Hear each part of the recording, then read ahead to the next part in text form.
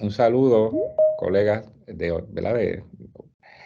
de UPR y otras universidades privadas. Es un placer estar aquí con ustedes hoy, hablándoles un poco sobre mi experiencia en el diseño de pruebas. Voy a comenzar y para eso voy a cerrar mi cámara y a compartir la pantalla. Cualquier pregunta que usted tenga, siéntase ¿verdad? En la libertad de hacerla en cualquier momento. Me gustaría saber si se está viendo la presentación. Sí se ve. Bien. Si van a hacer alguna pregunta, que levanten la mano para darle yo el acceso. Correcto, sí. De hacer alguna pregunta, levanten la mano y la persona, el joven a cargo de la presentación del CEA les va a dar acceso. Escriban, ¿verdad? Levanten la mano o la pueden también escribir en el chat. Bien, el taller de hoy o el webinar de hoy es diseño y estructura de exámenes, y los objetivos que pretendo lograr es describir los tipos de pruebas más comunes que se utilizan en la sala de clase, identificar las mejores prácticas al momento de construir una prueba, examinar qué tipo de ejercicio es el más adecuado según el tipo de aprendizaje que se quiera medir, e identificar las ventajas y desventajas de ejercicios de opciones múltiples. Me voy a concentrar en opciones múltiples porque es uno de los más utilizados en las plataformas de gestión de aprendizaje. Lo primero es que una prueba es una manera de medir el comportamiento o ejecución de un individuo en una situación determinada que nos permite recoger información, y esa información la podemos utilizar para usos tan variados como, por ejemplo, diagnóstico de una situación, alcance de logros y anticipo de las posibilidades de éxito en nuevas situaciones. Al ser un instrumento de medición, bueno, es un instrumento de medición porque se recoge, ¿verdad? Numéricamente y se describe numéricamente ese comportamiento en esa ejecución, en la prueba. Por eso, como instrumento, vamos a ver que debe ceñirse a dos elementos cruciales en el área de la psicometría, que es que sea válido y que sea confiable. La, en el área diagnóstica, pues lógicamente tiene un propósito de diagnosticar situaciones, entre ellas, por ejemplo, problemas de aprendizaje en la evaluación diagnóstica. En el área de alcance de logros estarían las pruebas de la sala de clase, porque lo que estamos intentando aquí es indicar en qué medida los estudiantes están logrando los objetivos y las metas de aprendizaje que nosotros tenemos ¿verdad? Y exponemos en los prontuarios. También hay pruebas que anticipan posibilidades de éxito en nuevas situaciones. Aquí en esta un ejemplo sería las reválidas. Las reválidas pues son pruebas diseñadas con el propósito ¿verdad? Con el propósito de anticipar posibilidades de éxito y requieren en su construcción y en su validación unas consideraciones muy particulares ¿verdad? Y eso está a cargo de las compañías que diseñan las pruebas. Según Anastasi, las pruebas son medidas normalizadas y objetivas. Esta es una definición de una psicóloga de una muestra de la conducta.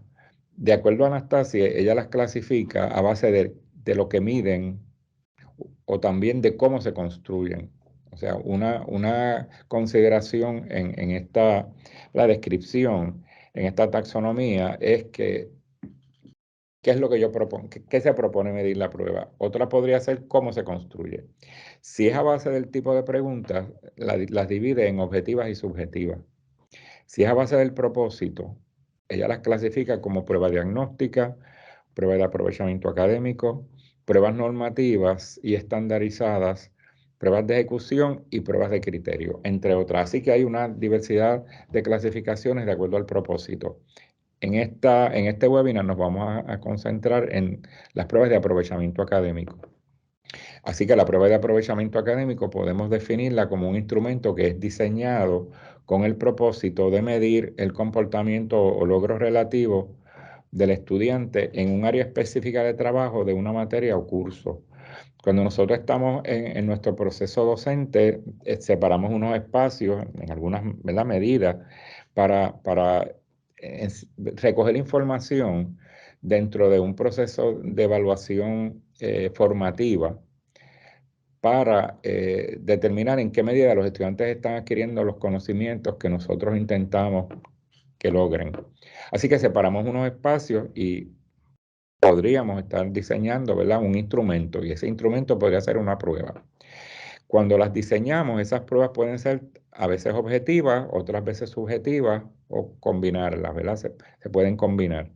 Eso depende de la intención y de otras consideraciones que vamos a estar viendo más adelante. Estas pruebas de aprovechamiento determinan el progreso alcanzado por los estudiantes a medida que se va llevando a cabo el proceso de enseñanza y aprendizaje. Y de aquí su naturaleza formativa, ¿verdad? O sea, entra dentro del área de la evaluación formativa, que es la evaluación que hacemos en el día a día. Y el proceso de evaluación más importante que se hace en la sala de clase, porque está la sumativa que se hace al final, pero esta sería la que se va haciendo en el proceso de enseñar, ¿verdad?, de enseñanza y aprendizaje, y poder determinar en qué medida están aprendiendo, porque si no están aprendiendo, hay que entonces determinar qué estrategias vamos a desarrollar para mejorar ese aprendizaje. O sea, y se crea aquí un proceso de autoevaluación del mismo docente. Debe poseer esta prueba una muestra representativa de los conocimientos que se espera que el estudiante adquiera. Así que lo que hace el docente es que determina qué es lo esencial que debe incluirse en esa prueba. Y esa representatividad de esos ejercicios radica en una correspondencia que se da con los objetivos establecidos o con los aprendizajes que se esperan de los estudiantes. Así que un poco tenemos ¿verdad?, debe correlacionar eh, la prueba en términos de qué se midió, qué se enseñó y qué es lo que se va a medir. Y esa información, esa correspondencia de esos objetivos con los aprendizajes que se espera, es la validez, se considera la validez de contenido de la prueba. Así que una prueba bien construida debe proveer información válida y confiable acerca del aprendizaje logrado por los estudiantes. Quiere decir que yo tengo que, en cierta medida, evidenciar la validez de contenido de la prueba. O sea, y esto es importante porque, ¿verdad?, nosotros no sabemos a dónde pueden llegar los estudiantes que, digamos, obtienen una baja calificación, que indiquen que la prueba no mide lo que se discutió en clase. Y si el docente no tiene evidencia documentada, ¿verdad?, no ha documentado ese proceso, pues puede tener problemas si el estudiante decide proceder de alguna manera a nivel institucional contra el profesor o profesora. Así que esa correspondencia se tiene que ver ¿verdad?, en estos principios generales de construcción de una prueba. Se deben incluir ítems apropiados para medir logros o resultados, o sea, asegurarse que ese ítem realmente está atado a lo que se dio en la sala de clase. Debe tratar de abarcar ítems o ejercicios que representen todos los niveles de aprendizaje. Cuando hablo de los niveles de aprendizaje, estoy refiriéndome a modelos taxonómicos de pensamiento, como por ejemplo la taxonomía de Bloom, que plantea 6 niveles cognitivos, ¿verdad?, que los vamos a ver más adelante. Pero puede haber otras taxonomías, como por ejemplo la taxonomía de Marzano, ¿verdad?, la de Norman Webb y otros teóricos de taxonomías de aprendizaje. Debe contener una muestra representativa de ítems relevantes y pertinentes a la instrucción. Y de ahí, pues, ¿verdad?, el concepto de validez de contenido. Debe reflejar una correspondencia entre la instrucción y el contenido de la prueba, tanto en contenido como en el nivel de pensamiento. Y eso se puede evidenciar mediante una planilla de especificaciones. ¿Qué es una planilla de especificaciones? Pues es un plan estructurado en forma de tabla para organizar el contenido que se va a incluir en la prueba. se realiza antes de construir la prueba, ya que debe servir de guía, ¿verdad? Para la construcción y el diseño de la prueba. Y provee evidencia de validez de contenido. Ya mismo les voy a enseñar una que yo utilizo en uno de mis exámenes. Los componentes de una planilla deben al menos, ¿verdad?, tener los objetivos o los temas. Debe incluirse el nivel de pensamiento de la enseñanza, utilizando una taxonomía. Usted se debe centrar en una taxonomía. Seleccione una taxonomía, la que más usted entienda y con la que más usted, ¿verdad?, trabaja, para expresar los niveles de pensamiento. Y también puede incluir en esa tabla, ¿verdad? En esa matriz, la cantidad de ítems y el valor, si acaso, y el tipo de ítem que usted está utilizando, si fuese un examen combinado con una diversidad de ejercicios, por ejemplo, de opciones múltiples, pareo, llena blanco, respuesta breve, preguntas subjetivas, pues usted lo debe expresar en esa planilla. Debe estar claro en la planilla, y esa planilla se debe en cierta medida compartir con los estudiantes, porque cuando yo ofrecí el webinar de aspectos éticos en la evaluación, hay un aspecto ético importante en la evaluación, que es el de autonomía, y ese principio ético de autonomía plantea que una persona que va a ser evaluada debe conocer los criterios por los cuales va a ser evaluado en todo momento. Así que en una prueba se le debe informar al estudiante el tipo de prueba que se va a dar, qué tipo de ejercicio se va a incluir. Esa información tiene que estar explícita para los estudiantes. Déjenme ver si logro presentarles aquí esta planilla, que es la que yo uso para el examen final. Yo le voy a explicar ¿verdad?, la estructura de esta planilla. Esta planilla tiene, por ejemplo, aquí tenemos 39 ejercicios, ¿verdad? Y yo aquí determino los temas, selecciono los temas que yo utilizo. Esto que aparece aquí, M1 o 2, es que, por ejemplo, déjenme enseñarles el esquema que yo utilizo en Moodle, ¿verdad? En mis cursos digamos, de evaluación, yo desarrollé módulos. O sea, el módulo de conceptos generales, el de aspectos éticos, redacción de objetivos instruccionales, elaboración y diseño de pruebas, tipos de pruebas. Esos son los módulos, ¿verdad? En cada módulo tiene unos objetivos.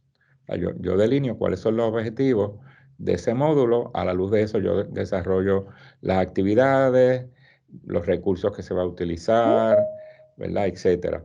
Pues en este caso, ¿verdad?, en esta planilla, esto quiere decir que este es del módulo 1 del objetivo 2, del módulo 1 del objetivo 4, y así del módulo 1 del objetivo 3. O sea que el estudiante puede parear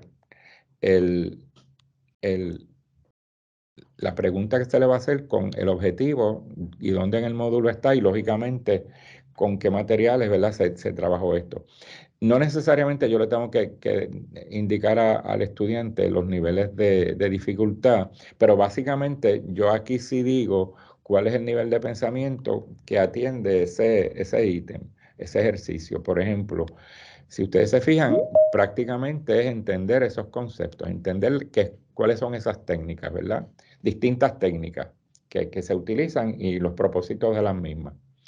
Aquí, por ejemplo, esta sería el uso de la técnica, y sería un ítem diferente, porque ahí es si yo voy a medir tal cosa, qué tipo de assessment, qué tipo de técnica sería recomendada. Así que es más de aplicación. Mi examen esencialmente es de comprensión y aplicación, ¿verdad? ¿Ok? Entonces, yo cuando estoy desarrollando a nivel de dificultad, esto es una apreciación que yo hago a base de mi conocimiento del tema y de cómo el estudiante, cuando yo estaba explicando ese tema, reaccionó en clase. O sea, si lo encontró fácil, porque yo a veces les hago preguntas, ¿verdad? Este concepto, ¿ustedes lo entienden? ¿Cuán fácil es? Y hago esa apreciación, ¿verdad? Y este nivel de dificultad inicial que yo planteo es a base de esa experiencia en la sala de clase. Así que yo básicamente la expongo aquí qué ítems van a ser fáciles, muy fáciles. ¿Por qué? Porque se supone que cuando yo esté desarrollando la prueba, yo debo comenzar de acuerdo a unos principios que les voy a mencionar pronto, con los más fáciles, ¿verdad? Se empieza con los más fáciles, se va aumentando en dificultad, se va aumentando en dificultad y se termina con ítems también fáciles. Así que esta es mi apreciación, ¿verdad? Luego, cuando se da el examen, Moodle me calcula el nivel de dificultad. Así que yo aquí estoy viendo cuán acertado estuve yo con relación a la predicción inicial, ¿verdad? Y si ustedes se fijan, aquí hay algunos ítems destacados en un color porque no resultaron ser como yo esperaba, pero tampoco fueron, ¿verdad?, muy distantes de mi predicción, porque después de muy fácil, el próximo nivel es fácil. Así que el ítem y el examen en su totalidad debe ser de mediana dificultad, tirando a fácil. Así que yo puedo un poco ver aquí, ¿verdad?, que el examen, tanto en mi predicción como en lo que se obtuvo con el análisis de los ítems, pues resultó ser básicamente entre mediana dificultad y fácil, ¿verdad? Porque esta es la realidad. Esta cuarta columna es la realidad de lo que ocurrió. Básicamente, la mayor parte de los ítems fue fácil. Aquí hubo uno que yo consideré fácil y resultó ser difícil, ¿verdad? Aquí hubo dos que yo pensé que eran mediana dificultad y resultaron ser difíciles, pero el orden es muy fácil, fácil, mediana dificultad, difícil. Así que difícil es el nivel que le sigue a mediana dificultad, ¿verdad? Entonces, cuando yo hago el análisis final, me percato de que el examen tenía mediana dificultad tirando a fácil, o sea que nunca fue difícil, como debe ser, ¿verdad? Como debe ser el estándar en psicometría. Y también me dedico a estudiar el ítem. ¿Por qué este ítem resultó ser difícil? ¿Por qué estos dos ítems resultaron ser difíciles, verdad? ¿Y por qué este resultó ser difícil? Evalúa el ítem. Porque este fue de fácil a difícil, o sea que pasó por el de mediana dificultad. Y que para llegar a difícil, pues, y puedo determinar, muchas veces determino que realmente el ítem era difícil. O sea, ¿verdad? Era validez concurrente y posiblemente no están muy expuestos a ese concepto, aunque se discute en clase. Así que la planilla, yo le envío a los estudiantes estas primeras dos columnas para que sepan qué es lo que se va a incluir y más o menos el nivel taxonómico que se espera que ellos dominen. Esta parte de muy fácil, fácil, me la reservo, pero lo discutimos después. O sea que al final yo discuto.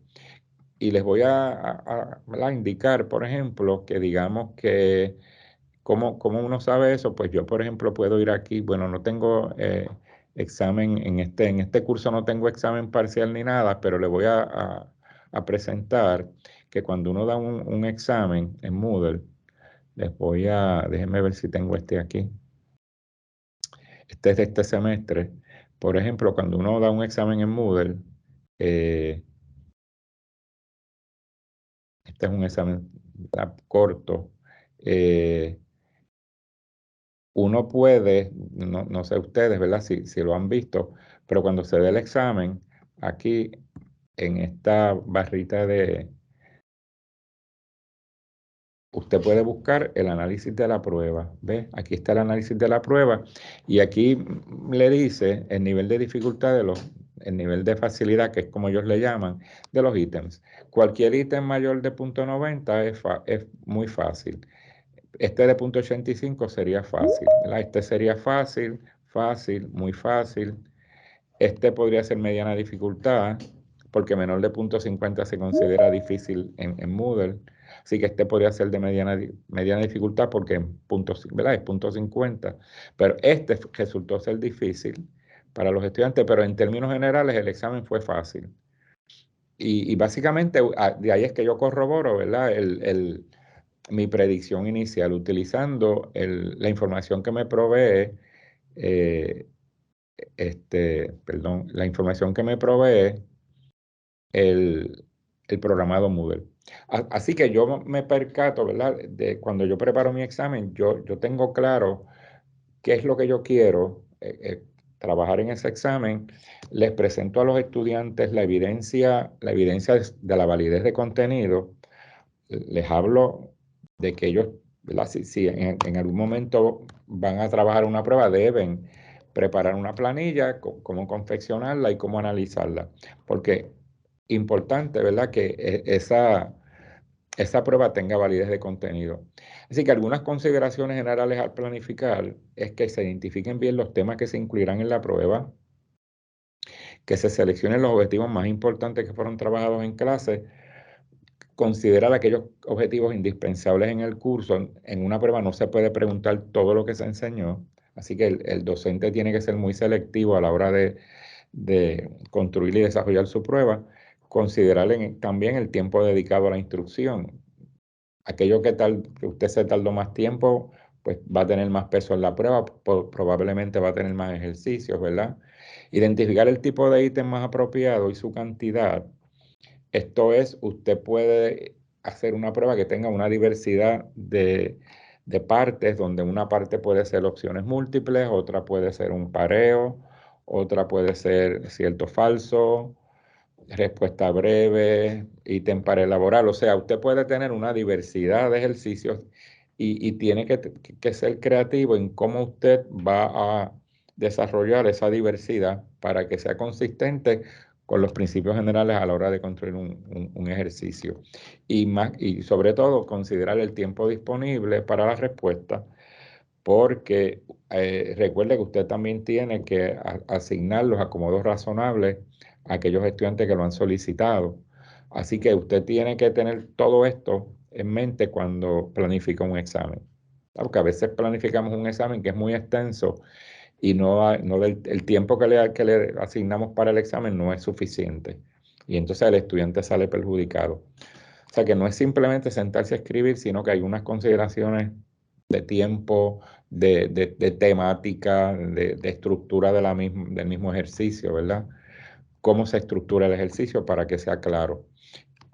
Básicamente la planilla ¿verdad? Un esquema como de esta matriz, donde usted puede poner los objetivos y temas, el nivel de pensamiento, el tipo de ítem y la cantidad y el valor, ¿verdad? En este caso, por ejemplo, aquí hay tres sobretipos de evaluación, pues aquí sería 2 puntos cada uno, pues 6, ¿verdad? El valor, etcétera.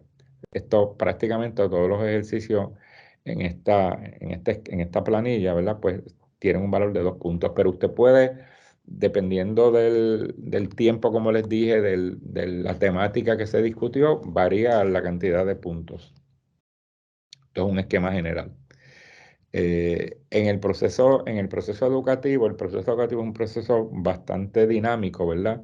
Donde uno planifica, estructura cómo va a ofrecer el curso, pasa por ese proceso de enseñanza, evalúa, ¿verdad? Prepara instrumentos para evaluar y entonces mediante esos instrumentos de evaluación que me dan información, me ayudan a planificar próximas actividades, si tengo que hacer reenseñanza, cómo lo haría, cuáles son las áreas de dificultad. O sea, es un proceso continuo, ¿no? Y dinámico para uno, o sea, que no culmina nunca, ¿verdad? Es un proceso que se mueve, ¿no?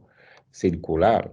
Así que información de la evaluación me ayuda a mí a seguir planificando mejor, ¿ok? Este esquema que les presento es un esquema de la taxonomía de Bloom. En este caso, Bloom desarrolla 6 niveles de conocimiento, ¿verdad? De pensamiento. Conocimiento, memoria sería el nivel más bajo. Comprensión sería el segundo nivel. Aplicación es el tercero. Análisis es el cuarto. Síntesis es el número 5 y evaluación, de acuerdo a la taxonomía de Bloom, es el nivel más alto de medición. Esta taxonomía fue revisada por Anderson y él creó una taxonomía utilizando verbos, le llama memorizar, comprender, aplicar, analizar, y estas dos las intercambió, movió síntesis a la que le llama creación al nivel 6 y evaluar lo bajó al nivel 5, porque para Anderson el proceso de crear es mucho más alto que el proceso de emitir juicio. Así que hubo un cambio, ¿verdad? Así que depende de la taxonomía donde usted esté anclado para que usted pueda desarrollar su prueba. En este caso, aquí le da un poco ¿verdad? Las definiciones de lo que es, de lo que sería memoria, comprensión, aplicación, análisis, síntesis, evaluación, ¿verdad? Y entonces le desarrolla también unos verbos que usted podría utilizar tanto en la redacción de sus objetivos como en la redacción de las pruebas. Así que es un buen recurso. Ustedes van a tener copia de esta presentación. El CEA les va a enviar copia de la presentación, así que van a tener copia de la misma y este esquema lo pueden utilizar si ustedes lo necesitan. Pero es una ayuda que tiene el docente tanto para desarrollar objetivos como para desarrollar pruebas, porque puede utilizar además de actividades, porque le da algunas actividades que usted puede generar, ¿verdad? En la sala de clase, para que usted pueda entonces trabajar el diseño de la prueba. Yo me voy a concentrar hoy en las pruebas objetivas. Las pruebas objetivas son aquellas y dentro de las pruebas objetivas, lógicamente, opciones múltiples, a la que le voy a dar más énfasis. Son aquellas cuyos ejercicios o preguntas tienen solo una respuesta precisa y en las que el juicio u opinión del docente no influye en la respuesta de los estudiantes. O sea, esa es la respuesta única y, ¿verdad? No, y eso, y ya, no hay ¿verdad? Duda. Como ejemplos de pruebas objetivas tenemos los llenar blancos, los pareos, también le llaman ítem de correspondencia, cierto falso, verdadero falso, opciones múltiples o selección múltiple, define o todo tipo de ejercicio en que la contestación o respuesta conlleva o enumerar o señalar un dato o hecho. Por ejemplo, una pregunta objetiva puede ser un problema matemático, ¿verdad? De una división, de una multiplicación, de una suma, de una resta, porque es una respuesta única. La prueba objetiva, aquí los ítems que incluye presentan usualmente una situación estructurada donde quien la contesta tiene que responder seleccionando alternativas o proporcionando una contestación corta o breve. Por ejemplo, en las pruebas en pareo, la persona selecciona alternativas, ¿verdad? Porque hay una correspondencia entre una premisa y una contestación y una respuesta. En una prueba de opción múltiple, ahí hay unas opciones y usted va a seleccionar la que es correcta. Hay pruebas donde usted va a proporcionar la respuesta, por ejemplo, en un llena blanco, en una respuesta breve, mencione los pasos del método científico, por ejemplo. Pues usted va a proveer la respuesta, ¿verdad? En un problema matemático, donde usted al resolverlo da la respuesta. Así que puede haber de ambas una situación estructurada donde se selecciona o proporciona la respuesta. El valor obtenido o la puntuación asignada a esta respuesta es independiente del juicio de la persona que corrigió o asignó las puntuaciones. Y esto, por ejemplo, lo que implica es que si esa pregunta tenía un valor de 2 puntos y usted la obtuvo mal, pues no tiene 2 puntos. Si la obtuvo bien, pues tiene 2 puntos. Versus una pregunta, digamos, abierta, de respuesta abierta, donde a lo mejor la pregunta tiene un valor ¿verdad? Una puntuación de 10 puntos, y como es una prueba subjetiva, el que la lee dice, bueno, esto no es de 10 puntos, de acuerdo a mi rúbrica, esto es como de 7, ¿verdad? Y usted le adjudica 7. Pues ahí, pues lógicamente hay un nivel de subjetividad. ¿Okay?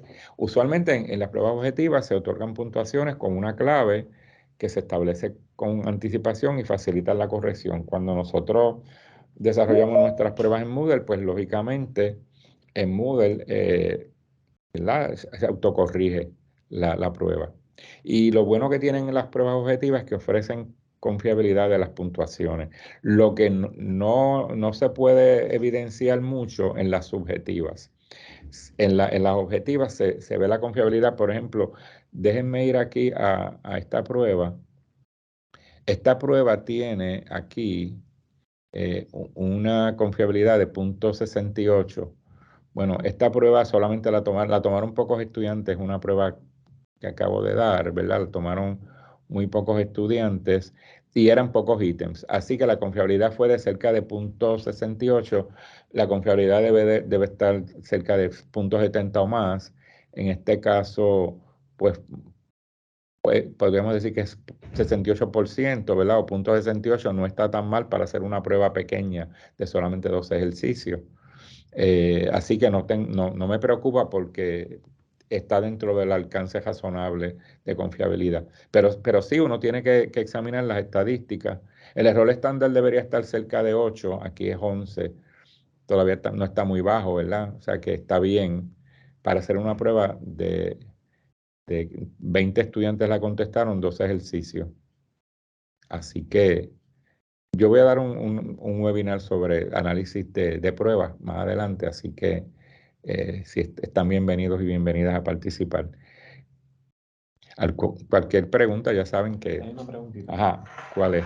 Dice, pregunta, ¿existe algún taller o curso que usted ofrezca donde puedan desarrollar estos procesos de medición, especialmente si uno no es de área de educación?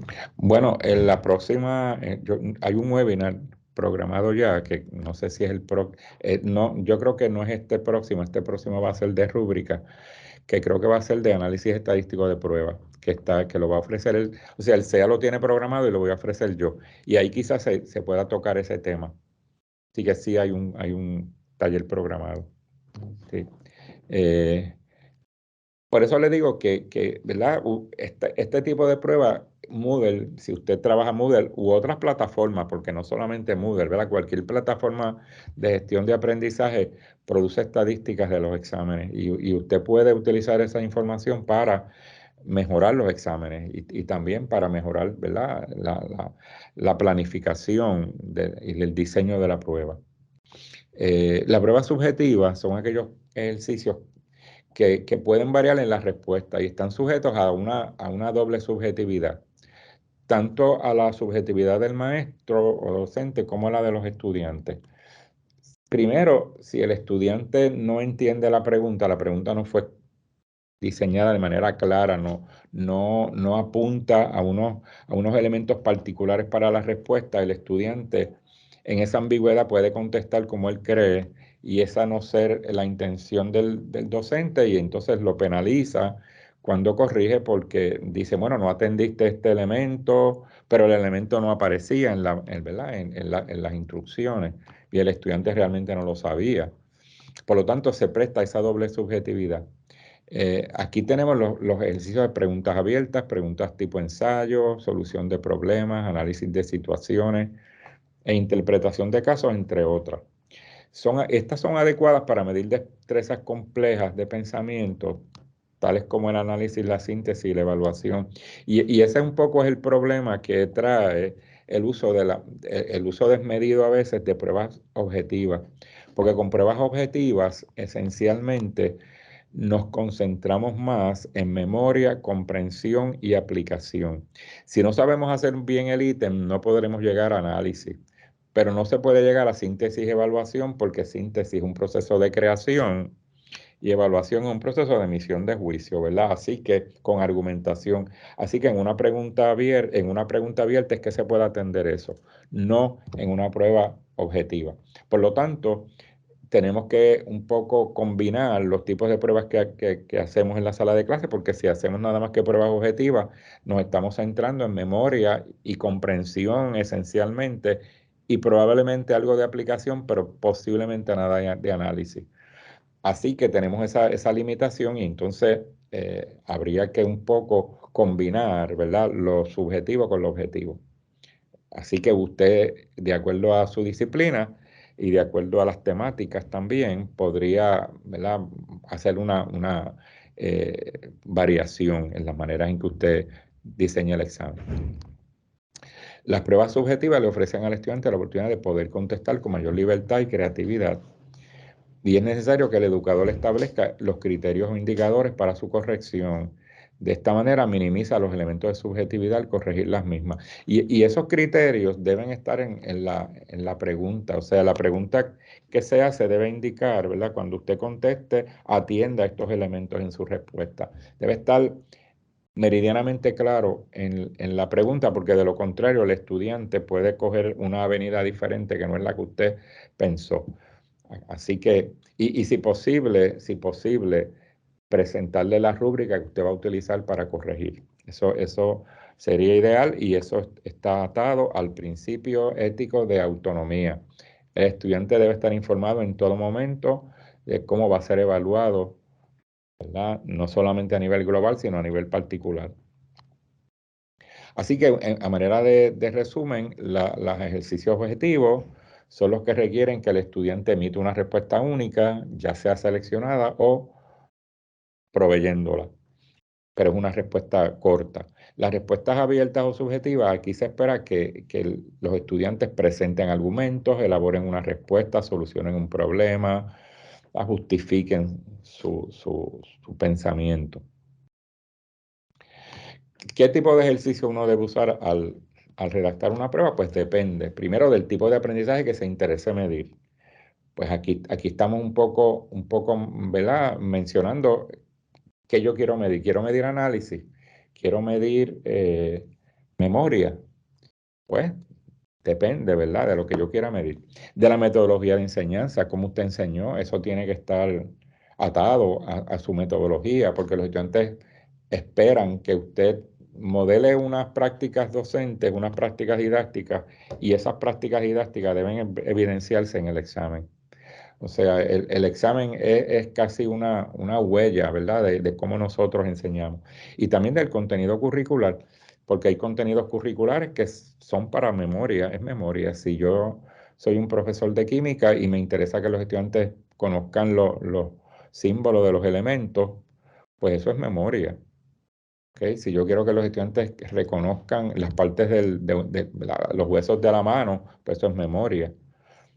Pues lógicamente a lo mejor en una clase de ciencia hay mucha memoria, quizás en matemáticas podría haber memoria en algunos procedimientos, pero también puede haber pensamiento profundo, ¿verdad? Y entonces se le dan situaciones para que el estudiante utilice la información para contestar una pregunta, etcétera. O sea que ese contenido curricular también dirige a uno hacia modos de preguntar. Normas para seleccionar el contenido. En la prueba deben estar considerados los contenidos que se quieren medir y estos deben ser explícitos y conocidos a priori por los estudiantes. ¿A qué me refiero? Al principio de autonomía. El estudiante debe estar informado. Las preguntas deben referirse a los aspectos más importantes de ese contenido curricular y el número de ítems o de ejercicios para cada aspecto del dominio deberá ser proporcional a la importancia de los contenidos a ser evaluados. O sea, usted pregunta más de lo que usted enseñó más y usted pregunta menos de lo que enseñó menos, ¿verdad? Eso es un principio atado a estas normas. Se debe conocer previo a la elaboración de la prueba cuáles son los objetivos alcanzados, así como las capacidades o competencias desarrolladas que han de ser evaluadas. Pues ese estudio se hace a base de su planificación, de cómo usted, ¿verdad?, de cómo usted planificó esas temáticas, que si lo logró o no lo logró. Usted está recogiendo evidencia, está en esa sala de clase haciendo preguntas, cuestionando a los estudiantes y usted conoce, ¿verdad? Cuáles son esos niveles, ¿verdad? Que usted esas competencias. Las preguntas deben ser presentadas de tal modo que impliquen una dificultad creciente. Se suelen colocar al inicio las más sencillas, luego se incrementa la dificultad hasta un máximo y finalmente empiezan de nuevo a bajar, ¿verdad? En dificultad. Quiere decir que el examen aumenta en dificultad, pero va disminuyendo al final. Entonces, para eso usted tiene que tener entonces esa apreciación inicial que les mencioné, de usted saber si, ¿verdad?, los ítems. El problema con las pruebas ahora en Moodle, cuando viene ¿verdad? Nos fuimos virtual, que usted puede, si usted no quiere que los estudiantes se copien, pues usted puede que las preguntas salgan de manera aleatoria. Aleatorizar las preguntas para que no salgan en el mismo orden en distintas pruebas. Y el problema aquí es que usted puede generar que la primera pregunta que salga sea la más difícil Y entonces no está atendiendo esa norma, ¿verdad? Eso fue un aspecto importante cuando estábamos dando los talleres y el doctor Luis Joel Donato sugirió que una manera de hacerlo es que usted cree como unos conglomerados de preguntas fáciles, muy fáciles, mediana dificultad y difíciles, y trate de hacer que esa aleatoriedad se dé a base de muy fácil, fácil, mediana dificultad, difícil. O sea, que vaya escogiendo entre las muy fáciles primero, después entre las fáciles, ¿verdad? De manera aleatoria se puede hacer para evitar no cumplir con esta norma y que el estudiante de entrada pueda tener las primeras tres preguntas, sean las más difíciles, y eso lo pueda bloquear. Así que hay alternativas para, ¿verdad? Poder lidiar con este issue que se dio al principio. Conviene que las pruebas, especialmente las departamentales, sean sometidas a la opinión de expertos. O sea, cuando usted trabaja en instituciones que se hacen pruebas por departamento, pues usualmente deben tener alguna interacción entre ustedes cuando hacen la prueba, participar de los análisis de la misma, y si incorporan especialistas en psicometría sería adecuado. Yo pienso que en casi todas las instituciones hay docentes que son expertos en psicometría, así que sería bueno que les revisen las pruebas. Por ejemplo, yo he sido invitado en múltiples ocasiones, como mi preparación inicial fue en química, pues yo he sido invitado muchas veces en química orgánica aquí en el recinto de Río Piedra a colaborar en el desarrollo de sus pruebas, en el análisis de las mismas. Durante muchos años he colaborado con colegas en ciencias naturales y hemos desarrollado, o sea, hacemos estudios ¿verdad? De los niveles de dificultad, de la discriminación de los ejercicios, de una serie de indicadores psicométricos y han mejorado mucho sus pruebas. Las han mejorado en términos de la estructura de la pregunta, en términos de las opciones que están, ¿verdad? Utilizando, cómo colocar los ítems en el examen. Y a base de toda esa información que hemos recopilado, ya hemos hecho dos artículos publicados en el Journal of Chemical Education de la American Chemical Society. Nos han publicado ya dos artículos muy buenos que han sido citados, ¿verdad? En múltiples ocasiones por otros colegas internacionales. Así que también es un campo que usted puede utilizar para investigar. O sea, usted puede investigar sobre sus pruebas. Hay varios colegas aquí en la institución que parte de sus investigaciones están desarrollados con las pruebas que ellos desarrollan. Así que los invito en alguna medida si usted quiere investigar, a investigar en psicometría. Y para eso, pues usualmente necesitarían ese experto que los guíe, ¿no? O usted puede también buscar información, que hay mucha información sobre este tema. Las características de los ítems deben ceñirse a las competencias y contenidos relacionados con el curso. Deben ser independientes entre sí y exhaustivos en cuanto a la información necesaria para su resolución. Usted tiene que proveer la información completa, no parcial, sino completa. Los ítems no deben estar atados unos a otros. Una respuesta de un ítem no puede ni debe ser condición para la resolución de otro ítem. O sea, eso no está bien, no se ve bien, ¿verdad? Que si usted hizo un ítem y a la luz de esa respuesta la usa para otro ítem, no puede. No debe incluir nombres de ficción o distractores poco creíbles. En una prueba deben plantearse ítems de diversos grados de dificultad.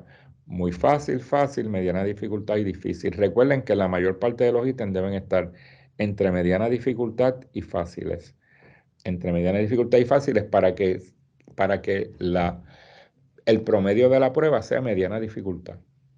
Si usted trabaja muchos ítems difíciles, pues posiblemente va a tender a ser difícil y entonces usted está, ¿verdad? Creando un examen que la mayor parte de los estudiantes van a fracasar. A lo mejor no lo hace intencionalmente, pero si no los analiza, esto es lo que puede ocurrir. Bueno, en algunos, ¿verdad? Campos, y aquí tengo una diversidad de maneras de definir. Se llama respuesta alterno-binaria, también se conoce como cierto falso. Se le puede llamar ejercicio de correspondencia a los pareos. Ejercicio de respuesta breve, pues puede ser menciones, llena blanco. Ejercicios de selección múltiple u opciones múltiples, también hay personas que le llaman escoge. Ejercicios de ordenamiento, orden de sucesos, orden cronológico le llaman otros, ¿verdad? O sea que hay una variedad de pruebas objetivas y hay otras, ¿verdad?, que no están consideradas aquí. Algunos tipos de ejercicios que se pueden redactar en Moodle, aunque yo no voy a entrar realmente ¿verdad? Esto simplemente es una información, pero ustedes pueden hacer ejercicios de opciones múltiples. Puede ser una contestación o varias, o sea, puede haber más de una contestación, puede tener calificaciones parciales, puede hacer ítems de cierto o falso, verdadero o falso, de llena blanco, de llena blancos numéricos, de preguntas para calcular, ¿verdad? Se pueden hacer en Moodle. Por ejemplo, calcular el área de un rectángulo, calcular la altura de un triángulo, lo que sea, ¿verdad? Se puede hacer. Preguntas de discusión. Se puede trabajar pareo. ¿Verdad? Yo tengo aquí pareo aleatorio, yo no los he utilizado, pero el doctor Joel Donato da talleres sobre eso.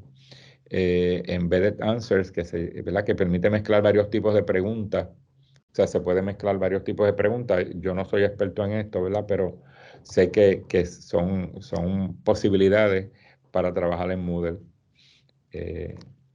Selección múltiple todo o nada. Selección múltiple calculado, donde hay unas preguntas para calcular y preguntas para calcular modo simple.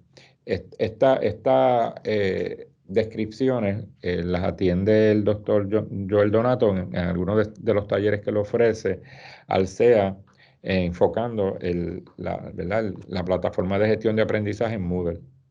Y ustedes si toman esos talleres, pues pueden tener la experiencia de cómo trabajar una diversidad de preguntas en Moodle. Marcadores tipo arrastrar y soltar, ¿verdad? Drag and drop markers, que se utiliza mucho con figuras, ¿verdad? Para pareos, etc. Hay una diversidad de formas de diseñar pruebas en Moodle. Yo solamente me voy a concentrar hoy en la estructura y diseño de pruebas, pero cómo se construye. Vamos ahora a algunas consideraciones generales de los ejercicios de opciones múltiples. Una de las definiciones es que es aquel en el cual el examinando selecciona la respuesta correcta de entre un conjunto de opciones provistas, de acuerdo a Jaladina. Ok, ese tipo de ejercicio tiene dos componentes, un enunciado premisa, que es el estímulo para la respuesta. Es esa premisa, esa pregunta que se inicia, ¿verdad? Para uno generar una respuesta. Así que usualmente lo hacemos como una pregunta o un enunciado incompleto. Puede tener ambas, ¿verdad?, modalidades. Una pregunta bien formulada o una aseveración que le falta algo y ese algo lo completa la respuesta correcta. Así que tiene el enunciado y opciones, que son las que incluyen una que es la respuesta y varias que son incorrectas. A esas que son incorrectas se le llaman distractores, porque son incorrectas pero son plausibles, están relacionadas con el tema. Usted da un distractor para que el estudiante piense, razone, ¿verdad? Y diga, decida, tome decisiones. Así que debe estar bien redactado, porque si esos distractores no son plausibles, pues el estudiante lo va a detectar inmediatamente y realmente el ítem no mide nada. Así que ahí tiene que tener cuidado. Por eso es que no puede utilizar, decía una de las recomendaciones iniciales, nombres ficticios, ¿verdad? Tiene que ser nombres reales de una época, un contexto. ¿Ok? ¿Cuáles son las ventajas? Pues se califica con rapidez y objetividad, se puede calificar mecánico manualmente. Ahora podemos ver que cuando lo construimos en Moodle, pues se autocorrige, ¿verdad? El examen de acuerdo a la estructura de Moodle, y no solo eso, le da una información impresionante en términos estadísticos. Reduce la probabilidad de adivinar si está bien construido y facilita la recolección de datos para realizar análisis de ítems y determinar esas características psicométricas. Moodle tiene la ventaja de que le da un resumen maravilloso estadístico de la prueba. Y entonces, a la luz de esa información, usted puede revisarla, ¿verdad? Mejorarla, determinar si el ítem está bien hecho, si tiene problemas, ¿verdad? Lo quiere eliminar. Y esa información, pues es bien útil para uno ir mejorando las pruebas. Desventaja de estos ejercicios es que se requiere mucho tiempo para la redacción. No es fácil redactar buenos ítems y también es difícil pues, redactar ítems para medir niveles como síntesis y evaluación. Realmente no se puede hacer ítems de esa naturaleza. Se hace difícil, ¿verdad? Así que tienen sus pros y sus contras, ¿verdad? Esa premisa o ese enunciado, recuerde que puede ser una pregunta o una aseveración incompleta. Debe ser clara y breve. Debe ser redactada en lenguaje comprensible para el que responde. No incorporen un lenguaje rebuscado que usted no haya utilizado en esa premisa o en esa pregunta. Refiérase a un solo contenido. No trabaje dos contenidos en una pregunta, más de un contenido. Esa premisa debe ser expresada de preferencia en modo positivo, en la medida de lo posible. Cuando impliquen la inclusión de información textual, se debe poner en comillas y acompañar la referencia. ¿Okay? Bueno, aquí tenemos algunos ítems de opciones múltiples. Hay uno de mejor respuesta. Y dice, ¿cuál es la mejor respuesta? Algunas de las proposiciones son verdaderas y el estudiante debe determinar cuál es la mejor. Fíjense que es un ítem de cuál es la mejor en casi, ¿verdad? Depende de la interpretación. Por ejemplo, si usted lee ¿cuál de las siguientes expresiones ilustra mejor la relación entre presión y volumen de un gas ideal, en un gas ideal? Si usted se fija, prácticamente todas esas premisas, esas respuestas empiezan igual. La presión y el volumen varían en forma inversamente proporcional en determinadas condiciones. La presión y el volumen varían en forma inversamente proporcional si la cantidad de sustancia no cambia. La presión y el volumen varían en forma inversamente proporcional si la temperatura y la cantidad de sustancia son constantes. La presión y el volumen varían en forma inversamente proporcional si la temperatura es constante. Fíjense que el C y el D se parecen mucho, así que la respuesta correcta ahí es la D, pero la D podría ser también, ¿verdad? La D podría ser. Lo que pasa es que la D es la respuesta porque es la que atiende a la ley, ¿verdad? De los gases. Entonces, pues aquí el estudiante pues puede tener dificultad si usted decide, bueno, mira, la C es una posible respuesta. Yo la podría considerar, pues usted tendría ahí un ítem que tendría doble respuesta, ¿verdad? Usted puede decir, bueno, la D yo le voy a dar más peso que a la C y eso lo puede hacer también, ¿verdad? Así que tenga cuidado cuando usted utiliza este tipo de ejercicio. Porque si hay si hay una respuesta que tiene posibilidades, debe ser considerada como respuesta parcialmente. Hay otros que presentan este tipo de ejercicio, por ejemplo, le dan una imagen, que a veces la imagen, y estos son exámenes reales, que a veces la imagen no es muy clara, ¿verdad? Muy clara, y entonces el estudiante casi no puede ver. Dice, utiliza la imagen anterior para contestar el siguiente ejercicio. Y entonces le dan, ¿verdad? Una molécula de acetona puede formar enlaces de hidrógeno con 1, moléculas de agua, 2, romano, moléculas de acetamida, 3, romano, otras moléculas de acetona. Y entonces lo ponen a escoger de esa manera, ¿verdad? Este tipo de ejercicio no es un buen ejercicio, o sea, no se considera un buen ejercicio porque el ejercicio puede confundir. Es muy complejo, el estudiante le va a tomar mucho tiempo, sobre todo aquel estudiante que no entendió bien los conceptos, ¿verdad? De enlaces de hidrógeno. Es complicado, o sea, no se sugiere, ¿verdad? No se sugiere que se incorporen ejercicios de esta naturaleza, o sea, no es adecuado el ejercicio, confunden demasiado, toma mucho tiempo al estudiante. Toda esa combinación, ¿verdad? De uno solamente, dos solamente, uno y dos, uno, dos y tres, ¿verdad? Confunden. Este es otro, ¿verdad? Que yo vi en un examen, que era que tenían este modelo, ¿verdad? De esta molécula de vitamina D2 y prácticamente los estudiantes no podían ver la molécula, no se veía clara, ¿verdad? Esa molécula tiene unas áreas señaladas, 1, 2 y 3. Entonces le dicen con respecto a la siguiente estructura química. Entonces empiezan las opciones, ¿verdad? Primero que la premisa es muy corta. Y entonces el estudiante lo que quiere ver, ¿verdad? Si son todas hidrofílicas, si estas son hidrofílicas, o sea, hidrofóbicas, es también confuso. Son muchas preguntas, muchas veces que se utilizan mucho en química.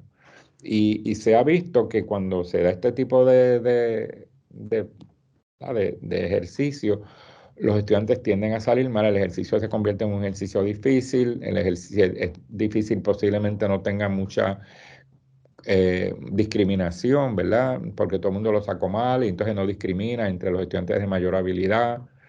Así que cuando uno los analiza es que uno puede determinar si realmente el ítem se ajusta a unas propiedades psicométricas adecuadas o no. Y hemos visto que ítems de este tipo, en los exámenes que hemos analizado, probablemente no son buenos ítems porque no dan buenas estadísticas. Y si el ítem no da buena estadística, pues quiere decir que no se debe utilizar. Así que mi sugerencia es que si lo van a usar, analicen bien ¿verdad? Las estadísticas que producen este tipo de ejercicio. No se los recomiendo, ninguno de los 3 que vieron anteriormente. Vamos ahora a ver cómo redactar ejercicio. Lo primero es que cada ítem debe consistir de una sola idea o un solo tema. Yo les traje unos ejemplos muchas veces simplificados para que ustedes puedan entender, ¿verdad? El principio. Esta pregunta dice, ¿en qué año ocurrió el Grito de Lares y cuál fue una de las causas que contribuyeron al fracaso de este movimiento libertador en Puerto Rico? Bueno, ahí lo que pasa es que hay 2 ideas, ¿verdad? La idea del año y la idea de la causa del Grito de Lares. Pues lógicamente si un estudiante se sabe el año, va a contestar la B y va a tener bien el ejercicio, pero usted no sabe si el estudiante conoce la causa, porque el estudiante contestó porque recordaba el año. Así que simplemente usted está haciendo una pregunta con doble, ¿verdad? Propósito y no sabe si el estudiante sabe la causa. Puede haber sabido la causa y no el año también, ¿verdad? O sea, quiere decir que lo que usted debe hacer es hacer un ítem para el año en que ocurrió y uno para la causa, o sea, separarlos, no combinar, no se deben combinar ideas. Ese es uno de los principios. Otro es que la premisa de una pregunta no debe depender de la premisa de otra pregunta. Cada ítem debe ser independiente. En este caso, esta pregunta venía después del ítem del Grito de Lares. Los responsables de esta acción fueron pero esa pregunta no está contextualizada. Si, por ejemplo, usted está haciendo un examen y coloca las preguntas aleatorias y esa pregunta sale como número 1, pues usted no sabe de qué acción están hablando porque no hay un contexto, ¿verdad? Así que cada ítem debe tener una premisa completa independiente de otra. Si está hablando del Grito de Lares, pues vuelve y lo diga. Porque como le digo, si el examen no es secuencial, es aleatorio, esta pregunta puede llegar en un momento en que usted se desconectó ya del Grito de Lares. Así que hay que volver a contextualizarla, ¿ok? Está descontextualizada. Redactar la premisa en forma positiva, de ser posible. Si usted la va a redactar en forma negativa, debe resaltar esa palabra. Eso es una de las directrices de buena redacción de ítem. ¿Cuál de las siguientes aseveraciones no corresponde a la escala de razón? O sea, estamos hablando de las escalas de medición, nominal, ordinal, intervalo, razón. ¿Cuál no es razón? Pues si usted lee todas, ¿verdad? Usted se percata de que la C no es escala de razón, porque esos 70 puntos corresponden a una escala de intervalo que tiene un cero arbitrario. Las demás tienen ceros absolutos. Así que, ¿verdad? Es cuál no es. Y eso tiene que estar destacado ahí. Si la premisa es una pregunta o un enunciado completo, las alternativas deben comenzar con mayúsculas. Si es continuación de una oración, comienzan con minúsculas, excepto si es un nombre propio. En este caso, vamos a ver un ejemplo de minúscula porque la premisa la premisa la completa la respuesta. La inteligencia es un atributo que se mide con mayor validez mediante pruebas estandarizadas. Y fíjense que no solamente empieza con minúscula, termina en un punto. porque eso es una oración. Y gramaticalmente una oración termina en un punto. Así que la contestación ese lleva punto, empieza con minúscula porque es continuación de una aseveración.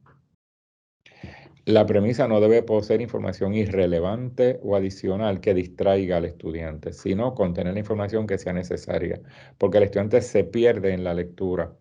La conquista de México para la corona española motivó a muchos españoles a marchar a la búsqueda de oro, lo cual afectó el desarrollo de otras colonias. El conquistador de México, quien zarpó desde Cuba, fue, fíjense que hay mucha interferencia lingüística ahí para preguntar quién descubrió, ¿verdad? ¿Quién conquistó México? Pues, lógicamente hay una pérdida, ¿verdad?, de tiempo leyendo. La conquista de México para la corona española fue realizada por, sería una premisa mucho más adecuada, mucho más adecuada. Y no lleva punto porque es un nombre, ¿ok? Debe existir congruencia gramatical entre la premisa y las alternativas. Eso es algo que se ve muy frecuentemente. El ejemplo aquí es cuando una partícula exhibe una carga eléctrica en un compuesto, se le conoce como un. Al estar el un, pues uno podría decir que molécula no es parte de la solución, ¿verdad? Se descarta molécula. Así que estaría entre electrón, ión y protón. La respuesta ahí es ión, pero no, ¿verdad? Se descarta. Así que lo que yo les aconsejo es que no escriban un, ¿verdad? Cuando una partícula exhibe una carga eléctrica en un compuesto se le conoce como ión. ¿Okay? Y ahí falta el punto, ¿sabes? Esta tiene un error, falta el punto, o sea que debería tener un punto. Evite el uso de palabras claves que puedan indicar la respuesta. Esto también es bien común. Durante la colonización, a los españoles se les encomendaba un territorio y bajo la supervisión de la corona establecieron, bueno, ahí la respuesta es encomiendas, porque, ¿verdad?, ya aparece la palabra encomendaba en la premisa. Así que si usted, el estudiante puede tomar dos avenidas, una es decir, mira, me dio la respuesta, otra es, caramba, no puede ser encomiendas porque, ¿verdad?, no puede ser, y entonces se va por otra.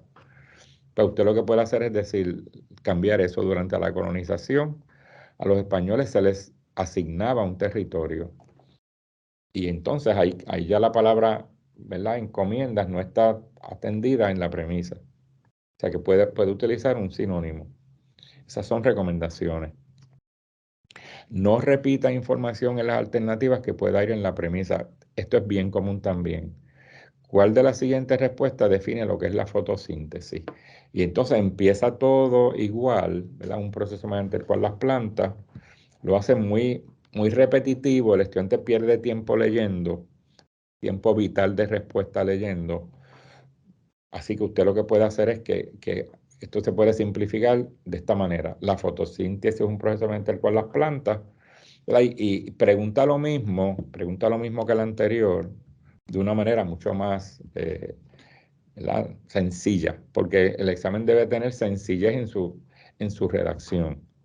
¿Ok? Solamente debe existir una opción correcta. Una opción correcta. En este caso, ¿cuál de los siguientes representa un compuesto químico? Pues hay dos respuestas, ¿verdad? Lo vi en un examen, por eso lo traigo. Algo importante, en la medida que sea posible, no utilice ninguna de las anteriores o todas las anteriores. En la medida de lo posible, no lo haga. Sobre este aspecto hay varias posiciones, ¿verdad? Por ejemplo, miren lo que puede pasar con uno que sea ninguna de las anteriores. Yo le puedo hacer una pregunta al estudiante y hay varias opciones y él contesta ninguna de las anteriores y esa es. Pero no necesariamente él sabe cuál es, ¿verdad? O sea, puede ser que se esconda un conocimiento o un desconocimiento al contestar, porque yo puedo decir, mira, yo sé que no es ninguna, pero no sé tampoco cuál es. Y lo tengo bien. Ok, no, en la medida que sea posible, no utilice ninguna de las anteriores. Si lo usa, úsalo con mucha cautela. Se los digo porque yo di un taller durante la pandemia y un estudiante me había comentado que había tomado un examen de matemáticas de 100 ejercicios de opciones múltiples y en todos los ejercicios de opciones múltiples la La C y la D y la E, la D y la era A, B, C, D, E, la D y la E era ninguna de las anteriores o todas las anteriores, en todos los 100. O sea que simplemente había tres posibilidades de respuesta numéricas y las demás eran ninguna de las anteriores o todas las anteriores. Lógicamente esto causó un problema entre los estudiantes porque habían pocas respuestas que eran ninguna o todas.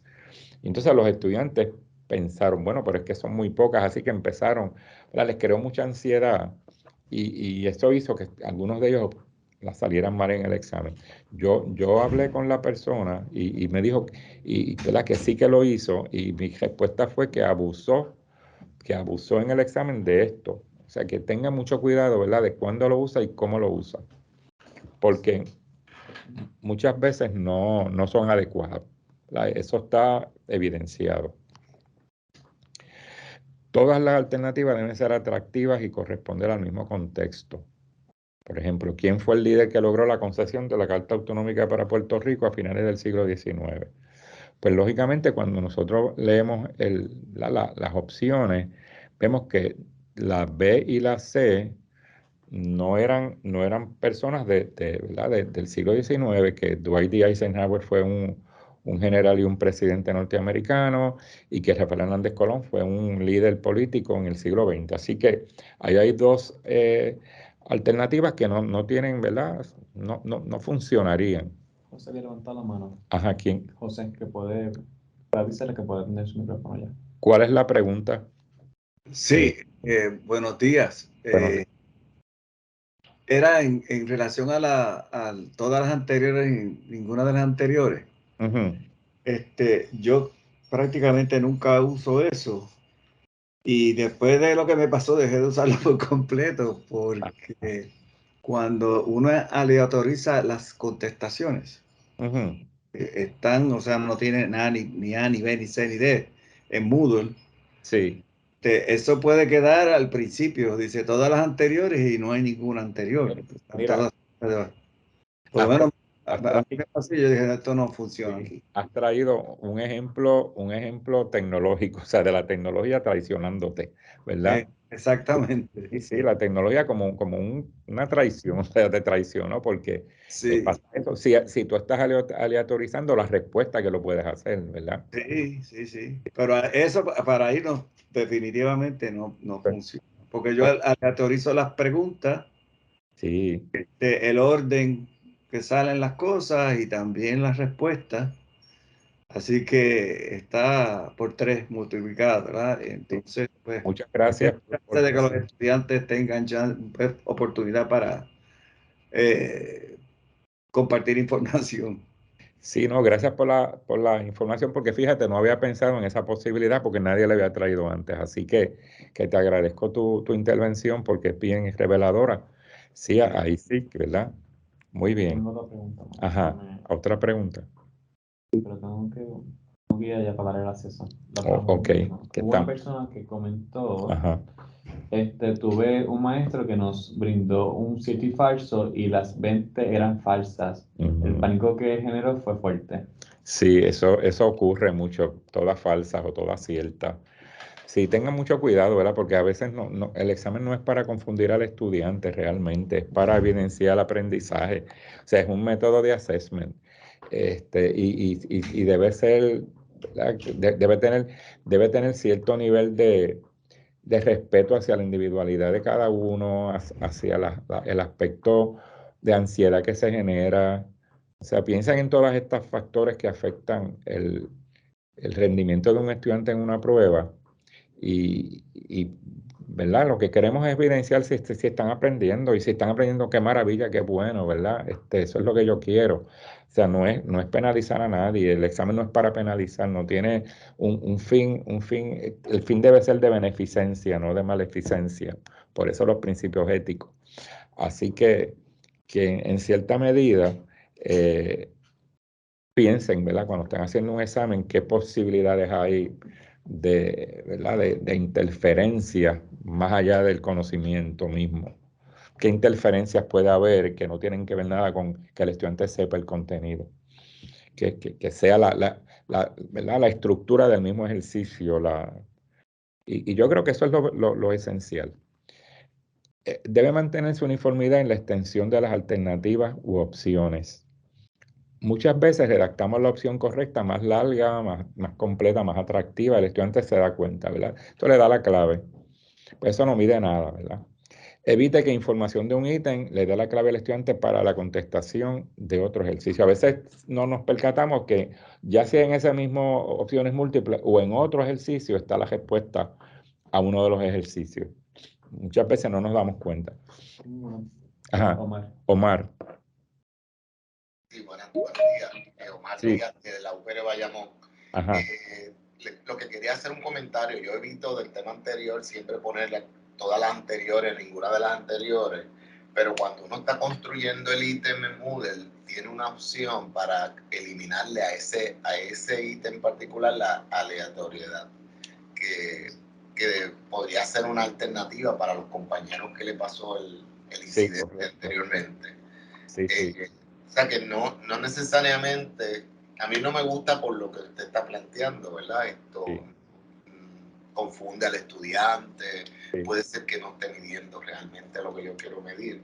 Claro. Pero cuando me veo obligado que no hay otra alternativa, pues ese ítem en particular le pongo que las respuestas no la ponga de forma aleatoria. Exacto, no aleatorice las respuestas de ese ítem.